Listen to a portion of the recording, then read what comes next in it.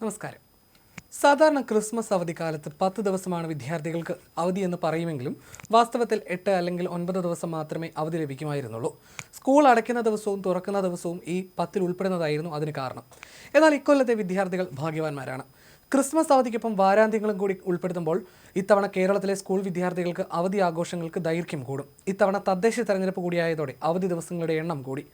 തെരഞ്ഞെടുപ്പ് നടക്കുന്ന ദിവസം മുഴുവൻ വിദ്യാലയങ്ങൾക്കും അവധിയാണ്. ഇതിനു പുറമെ വോട്ടിംഗ് യന്ത്രങ്ങൾ വിതരണം ചെയ്യുന്നതും സൂക്ഷിക്കുന്നതുമായ വിദ്യാലയങ്ങൾക്ക് കൂടുതൽ അവധി ലഭിക്കുന്നു. സർക്കാരിന്റെ അവധി പ്രഖ്യാപനം എത്തിയതോടെ രക്ഷിതാക്കൾക്കും കുട്ടികൾക്കും ആഘോഷിക്കാൻ 12 ദിവസമാണ് അധികം ലഭിക്കുക. സാധാരണ ക്രിസ്മസിന് 10 ദിവസമാണ് അവധി ലഭിച്ചിരുന്നതെങ്കിൽ ഈ വർഷം അത് 12ആയി.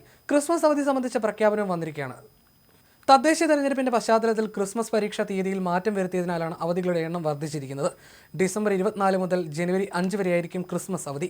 ഇത് സംബന്ധിച്ച ഉത്തരവ് വിദ്യാഭ്യാസ വകുപ്പ് പുറത്തിറക്കിയിട്ടുണ്ട്. ഡിസംബർ 15-ന് ആരംഭിക്കുന്ന ക്രിസ്മസ് പരീക്ഷകൾ 23-ന് അവസാനിക്കും.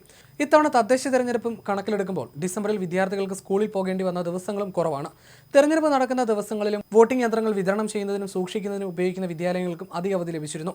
ഇന്ന് തെരഞ്ഞെടുപ്പ് നടക്കുന്ന പാലക്കാട്, മലപ്പുറം, കോഴിക്കോട്, വയനാട്, കണ്ണൂർ, കാസർഗോഡ് ജില്ലകളിൽ പൊതു അവധിയാണ്.